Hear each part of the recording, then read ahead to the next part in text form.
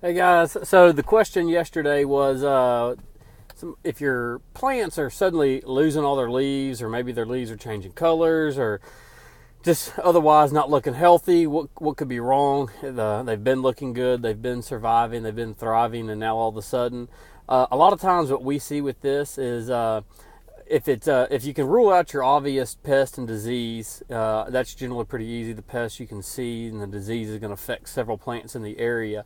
Um, One of the most common things is going to be watering, and that could be surprisingly enough. Obviously, it could be underwatering, but more times than not, sometimes it can be overwatering. So, a lot of times, what we see, uh, somebody might be having some sort of issue with the plant, and the first thing they do is they freak out. They think they're not watering enough, so they just start dumping the water to it. They start pouring a lot of water. What ends up happening is that keeps the plants and the root systems saturated in water. That prevents the plant from being able to uptake all the water, nutrients, and whatnot. And what ends up happening is the plant actually it has to start shedding leaves, or it sheds its blooms, things like that.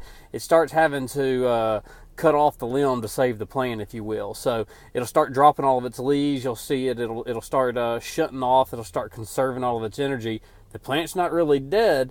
It's just that it had to go to extreme measures to make sure that it could stay alive and weather the storm. So the first thing I would look for if you notice some problems with your plants is obviously the pest and the disease. That can be taken care of very easily, usually with one or two treatments.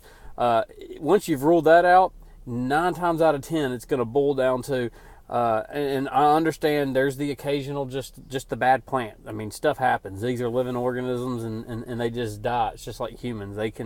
Something can just happen. They do have lifespans too. But if you've ruled out all of the obvious, more than likely it's going to boil down to your watering techniques. So a lot of people this time of the year, they will underwater just in an effort to save money.